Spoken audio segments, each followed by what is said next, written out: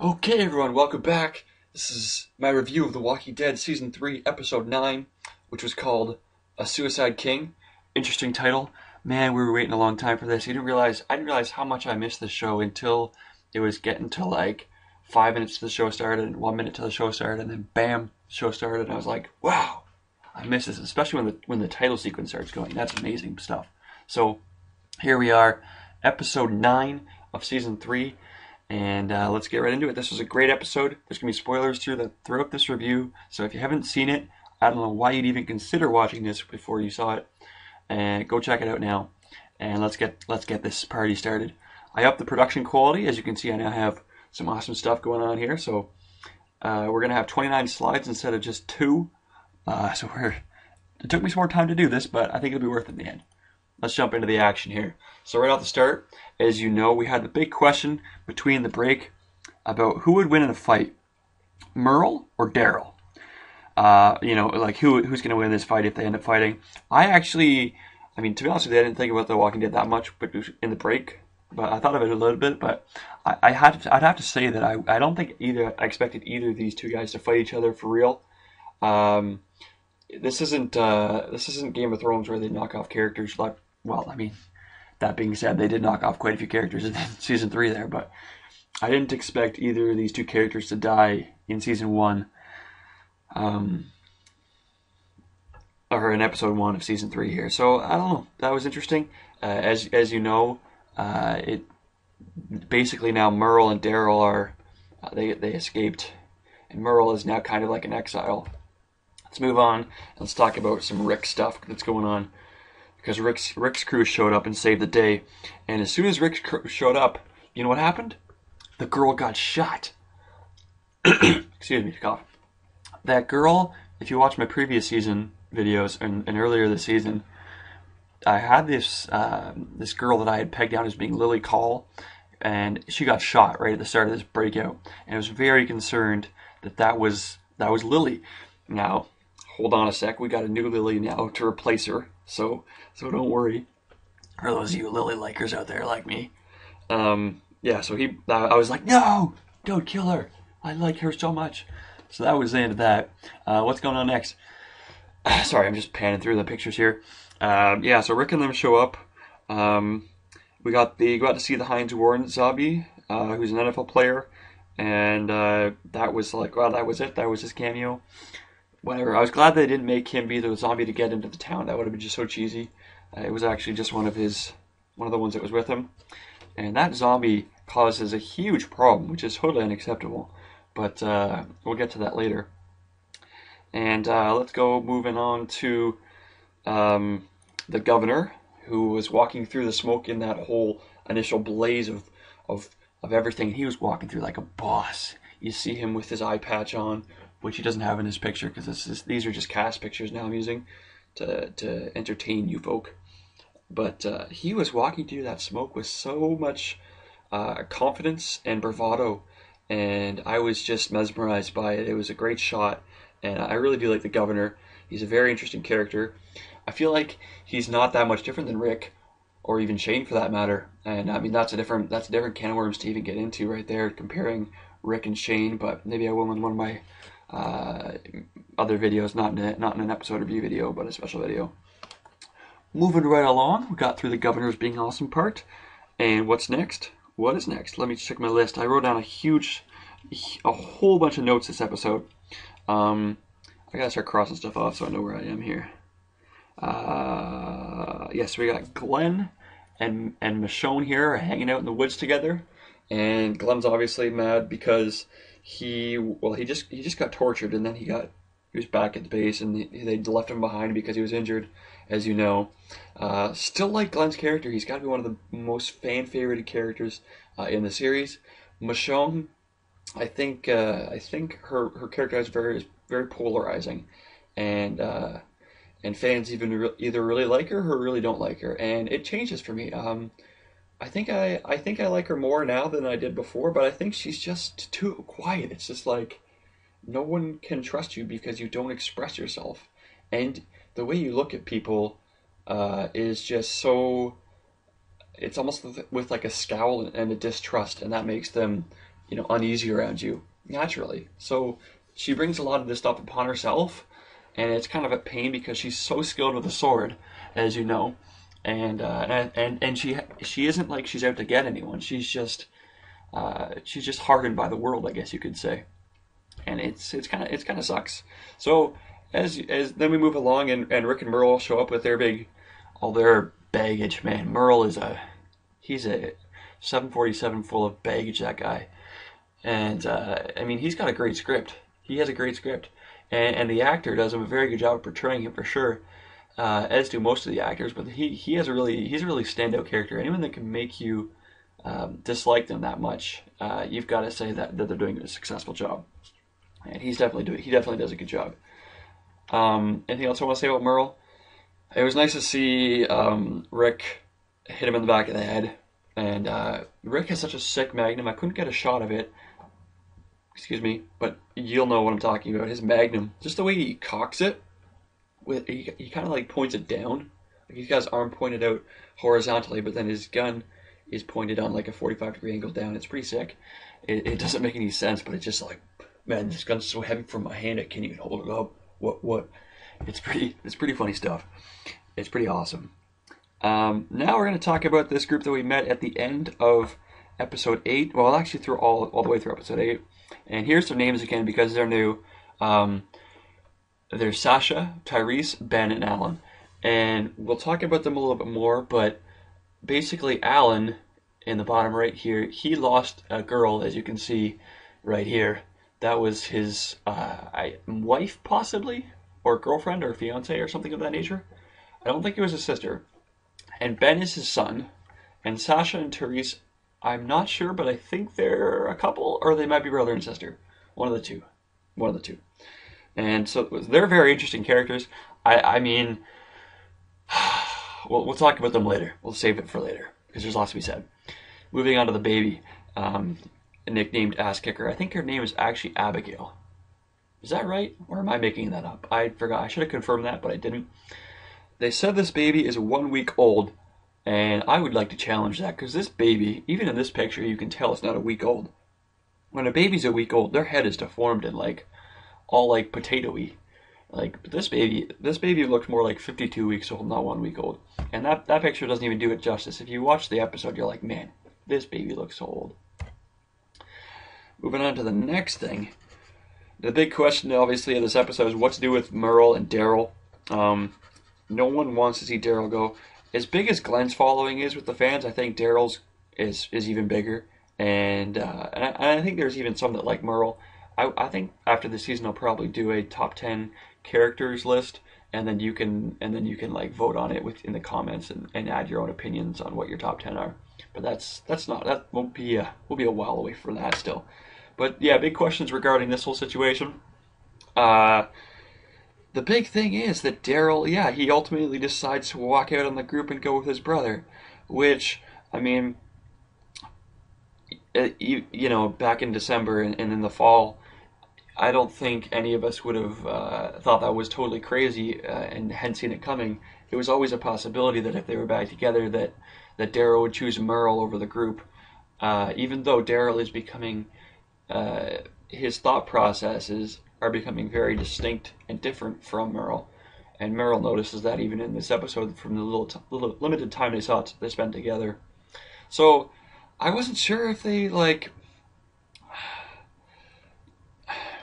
I was like, I'm not sure if he's going to leave, but he wants to leave, but he doesn't want to leave. He's very, very, very conflicted. And so it was very interesting to see that. And ultimately, I wasn't sure if he was going to walk out or not. And he did, but will we see him again is the big question. Because I'm just going to call a timeout here and say, I mean, spoiler alert, close your ears for a sec. In the next episode, he's having confliction with his brother. So it's not like we're never going to see him again. I think it would have been really awesome if this TV show, though,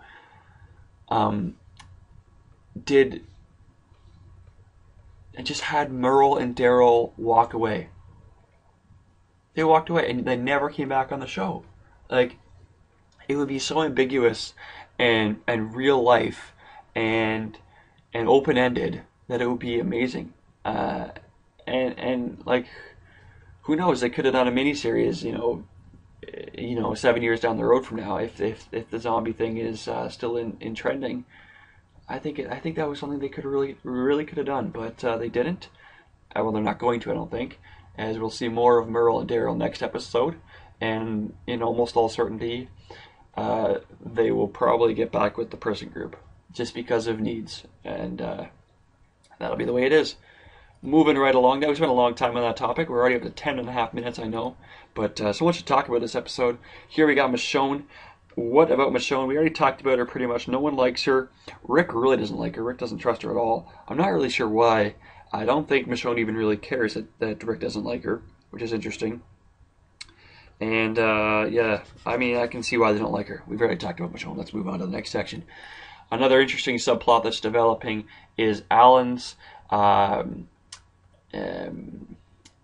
his idea that the group should revolt and try and seize control of the prison before the group gets back, which thankfully they didn't end up doing, because that would have been a huge headache. And it's something we're going to see more of in the future with Alan. Ben, I think with Alan out of the picture, Ben would have easily sided with Sasha and Therese. However, Alan keep an eye on him in the future, because he's going to cause some issues for sure. But the other three are solid, especially Therese and Sasha. Ben's wishy-washy, but that doesn't matter, because I think they're, well, depending on how the next episodes go, because things kind of fall apart at the end for this group, unfortunately. But we haven't seen the last of them, I don't think. Can almost guarantee you that. Then we had the whole interesting scene with Glenn smashing the zombie. That was very interesting, because Glenn, of course, he'd been tortured for quite a while there, and he's having all these issues with, obviously, I think this scene really brought out how sad their situation is, like, or how vulnerable their situation is. He's so worried about losing Maggie. He just got tortured and beat up. Maggie kind of got raped or molested. He didn't really get raped, not fully raped, molested, sexually abused, and the governor's gonna come, balls to the wall after them, and Merle and Daryl are having this conflict, and Daryl left, and Merle's back, and there's all these things are up in the air, nothing settled like it might have been a little bit in season 2 and a little bit in season 3. So he's having these issues. Now let's go back to Woodbury for a bit, because we've got some stuff we got to clean up there. Bam! That's my girl. That's my new Lily on the left there. I'm really looking forward to meeting her and getting to know her a little more. Let's see. Her name is Karen. I think that's about all we know about her. You can check the wiki, but I might put it in the description. I will put it in the description. I'll try to. If I don't put it in the description, just Google Wikia, Wikia, Walking Dead. You'll get it yourself. Yeah, so I'm really looking forward to seeing it. This is Lily. My earlier version of Lily died. She was a garbage version of Lily anyway. This girl, she speaks up.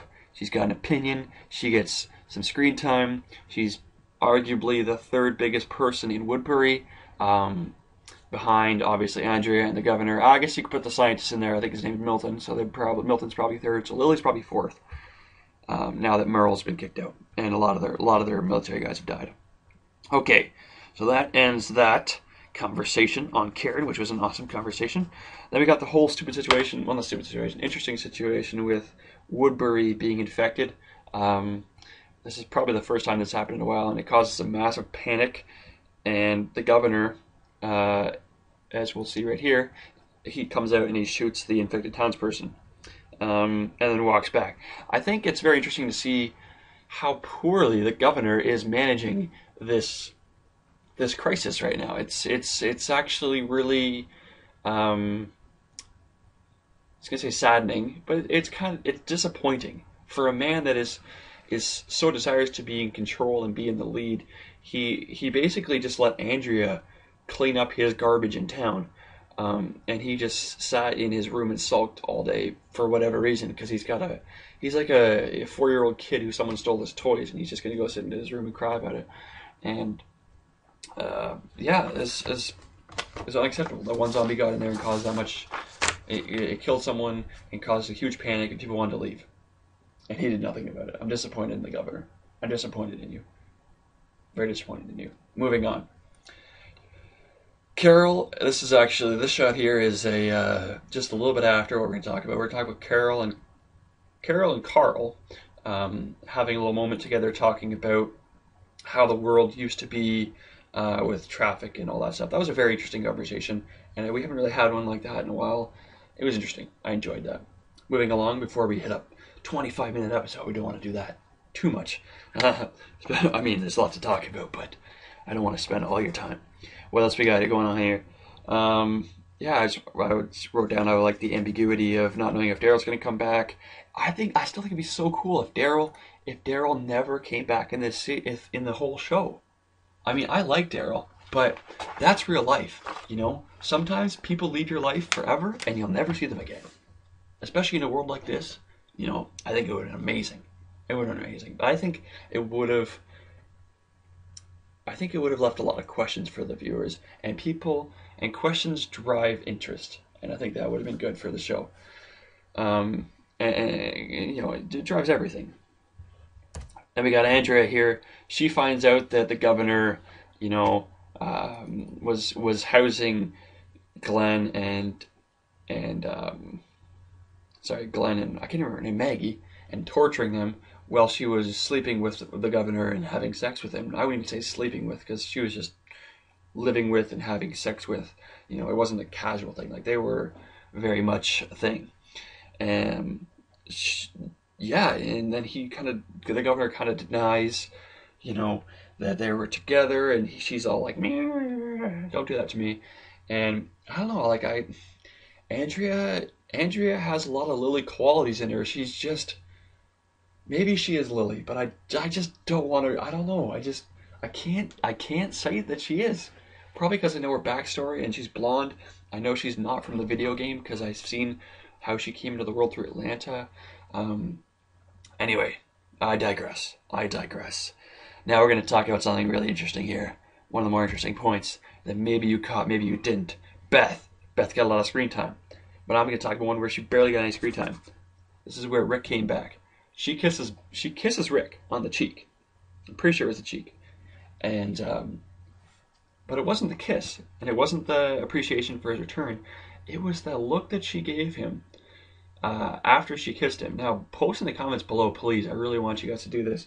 What your thoughts are. Go rewatch it if you can, or if you have time, and tell me that she wasn't putting the moves on Rick. Am I just like a super crazy, messed up romantic dude that like I would see that? Like, that to me, that was a very direct attempt to get Rick. I mean, I don't know if the directors put that in there just to mess with my mind or like what they're doing, because I was like, what have you done? That was crazy. So keep your eyes on this, okay? You watch the subtleties in the next couple episodes, because either you'll never see anything again, or they'll be dropping hints all over the place. Very subtle hints. Whoopsies, spoilers. We're spoiling here. We're going to talk about Carl for a sec. Carl, when he was sitting there guarding Sasha and Tyrese and the boys, he was such a boss with that gun. Man, his gun's so sick. Moving on. Gotta go quickly because I don't want to take up too much time here. You guys got busy lives to get back to. Very interesting scene again. There's so much to talk about here. When Rick goes and picks up his baby again after returning to the camp, or to the prison, and the baby starts crying her eyes out. That was a touching scene, because I almost want to go watch it again because of the way Rick was so unable to relate to this baby girl, and how the baby girl in some level saw what Rick really was. She saw him as, you know, it scared her what she saw. I thought that was an amazingly directed scene, and the music was great, and they did some kind of like, Rick was having like some kind of like he was almost having like a bit of a not hyperventilation, but he was kind of freaking out, like he does later in the scene, in the episode. Okay, quickly back to the Lily conversation. Karen here starts talking about, oh, this place is a mess, and I was just like, man, she's such a big She's such a big boss. It was also interesting to me that Andrea had such a big role within the town, seeing as she's a newcomer. Like, why do all these townspeople who have been here for a year and a half or whatever, all of a sudden just be like, wow, there's this blonde chick, let's listen to her, because she just got here and she knows what we're dealing with. You know, it's interesting. I just thought of that. Not to be too critical, but let's be realistic. That was a little weird. Why are we talking about Beth here? Oh, Beth and Carol had a great scene too. And that was awesome. That was awesome. She's missing Daryl. Beth's getting screen time. It's a win-win. Finally, Beth's getting screen time. I really like Beth. I was really scared Beth was gonna die at the end of last season, the last half season. Very, very sad. Maggie and Glenn having some issues as well. They're basically, I think Maggie's having issues with being tortured. Wow, shocker, I know, eh? And so is Glenn. That would sum it up. They'll get through it, but it's kind of difficult and complicated to watch right now on screen. But very much understandable, and I appreciate it. Michonne, why are you so tired and sleepy all the time right now? Why you have to sleep right now? I think she's just like, I'm gonna go to sleep for a couple episodes, and they'll forget about me, and then they'll want me back. That's the best thing I can do right now. That's probably what's gonna happen. I'm betting you that right now. She's gonna fall asleep, and we're not gonna see her next episode. She's gonna be asleep the whole time. And then they'll want her, they'll need her, just like they need Therese in the group. And we get to the showdown finally. Sasha, Therese, Ben, and Alan want back in the group. Therese, of course, we had that stupid scene that everyone does now where the one guy wants to do a handshake, but the other guy's too BA to give him a handshake, so he just ends her and denies his handshake. Rick, I don't really like Rick anymore. I really don't. He's just a prick. What a jerk. So, yeah, Rick doesn't want him to be in the group. Then Daryl convinces him, not Daryl, sorry, Herschel convinces him, you know, that we need these guys and they're good guys, which they are, except for Alan, who's, watch out for Alan. I'm watching you, Alan. But then, of course, as we all know, the clincher of this episode, Rick goes crazy. Rick, why are you going crazy, bro? I know why he's going crazy. I'll put that in a video I'm going to do, hopefully this week, on why Rick is going crazy. I mean, there's probably a couple theories why, but I have a good theory on this now. One of my friends was talking to me about this, and now I've got a really good idea of what's going on with Rick and some of the people living in this universe. So we'll talk about that in a different episode. But yeah, Rick's going to have a lot more of this coming up. You know, we saw this earlier, and he wasn't there's definitely motivation to say that he was acting this just to get rid of this group here, this group of four here.